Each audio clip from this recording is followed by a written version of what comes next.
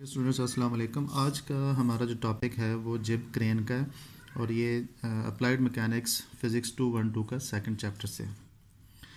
जिब crane basically जितने भी क्रेन्स हैं उन्हीं की तरह ये होस्टिंग के और ऑब्जेक्ट्स को लिफ्टिंग के और मूविंग के काम आता है। होस्टिंग मतलब उखाड़ने के कोई मटेरियल स्ट्रक्चर्स हैं उनको उनकी उखाड़ पिछाड़ और हैवी लोड्स को लिफ्ट करने के और एक जगह से दूसरी जगह राइट लेफ़्ट मूव करने के ये काम आता है। इसे हम कहते हैं जिब क्रेन। जिब क्यों कहते हैं? इस वजह से कि ये जो एक वर्टिकल पोस्ट है इसके साथ ये जो ओवरऑल इन तीनों पार्ट्स पे मुश्तमिल ये जो एक ट्रायंगुलर स्ट्रक्चर होता है जो कि फॉरवर्ड मूव्ड होता है, लीन्ड होता है फॉरवर्ड या बाहर की तरफ निकला हुआ होता है। ये शेप्स के ऊपर भी यूज़ होता है। इसकी इस शेप की वजह से इसे हम कहते हैं जिब क्रेन। ये क्रेन्स की एक टाइप है, इसकी शेप की वजह से इसे हम कहते हैं जिब क्रेन। इसकी कंस्ट्रक्शन में बेसिकली तीन पार्ट्स हैं इसके। ये जो वर्टिकल इसका रॉड है इसे हम कहते हैं क्रेन पोस्ट या मास्ट कह सकते हैं इसे। ये जो दूसरा इसका पार्ट है ये भी इंक्लाइंड है एक एंगल के ऊपर विद द हॉरिजॉन्टल, इसे हम कहते हैं टाई रॉड। और तीसरा जो है ये इस मास्ट की या एक क्रेन पोस्ट की बेस से जुड़ रहा है, टच कर रहा है, इसे हम कहते हैं जिब रॉड। और जो इस क्रेन पोस्ट की टॉप से जुड़ रहा है इसे हम कहते हैं टाई रॉड। ये टाई रॉड है और ये जिब रॉड है।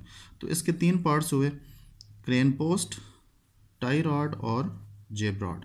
यहाँ पे एक पुली लगी होती है जिससे रोप के थ्रू आप ये लोड जो है ये रोप इस पुली के ऊपर से पास कर रही होती है और यहाँ पे जो लोड है इसको आप लिफ्ट भी कर सकते हैं और लूज़ भी कर सकते हैं डाउनवर्ड पोजीशन में। ये जो पॉइंट है इसे हम पुली वाला इसे हम कहते हैं क्रेन हेड। अब यहाँ पे अगर आप देखें तो तीन फोर्सेस मिल रही हैं आके।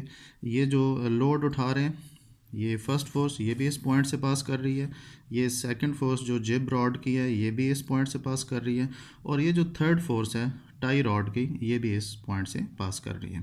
टाई रॉड के अंदर जो स्ट्रेस या लोड एक्सटेंशन इसके अंदर जो प्रोड्यूस होती है, ये इसके ऊपर जो फोर्स एक्ट करती है, स्ट्रेस पड़ता है, इसे हम डाउनवर्ड एरो से शो करते हैं और जो जिब के अंदर ऐसे हम इस डायरेक्शन में अपवर्ड एरो से शो करते हैं। तो अगर क्वाड्रेंट वाइज देखें तो ये जो जिब रॉड की फोर्स है F2 ये आपके पास फर्स्ट क्वाड्रेंट में आएगी।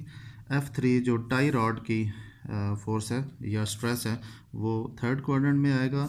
और क्योंकि ये बिल्कुल वर्टिकली डाउनवर्ड है, रोप के अंदर जो लोड है इसके अंदर जो टेंशन प्रोड्यूस हो रही है तो इस टेंशन की डायरेक्शन हमने इस लोड की तरफ रखी है तो ये बिल्कुल स्ट्रेट डाउनवर्ड 270 के एंगल पे होगी। तो इस तरह इन फोर्सेस को इन फोर क्वाड्रेंट्स के अंदर कंसिडर करके आप इनके एंगल्स भी फाइंड कर सकते हैं।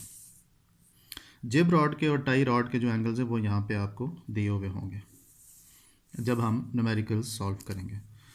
तो ये आपके पास अच्छा जिब रॉड के अंदर जो है ये कंप्रेसिव स्ट्रेस होता है या इसके अंदर जो है ये जिब रॉड के अंदर वो पुशिंग स्ट्रेस है, कंप्रेसिव स्ट्रेस है जिब रॉड के अंदर। और जो टाई रॉड है इसके अंदर टेंसाइल स्ट्रेस होता है।